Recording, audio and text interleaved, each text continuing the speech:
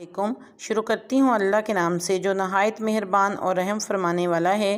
سورۃ النساء میں اللہ کا ارشاد پاک ہے کہ مسلمانوں کو نہیں پہنچتا کہ مسلمان کا خون کرے مگر ہاتھ بہک کر، یعنی غلطی سے، اور جو کسی مسلمان کو نادانستہ قتل کرے تو اس پر ایک مملوک مسلمان کا آزاد کرنا ہے اور خون بہا کے مقتول کے لوگوں کو سپرد کی جائے، مگر یہ کہ وہ معاف کر دیں۔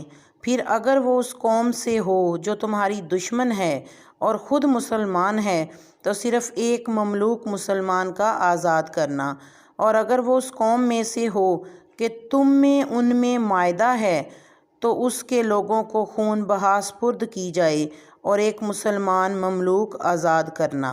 اس کا ہاتھ نہ پہنچے تو وہ لگاتار 2 مہینے کے روزے رکھے، یہ اللہ کے یہاں اس کی توبہ ہے اور اللہ جاننے والا، حکمت والا ہے۔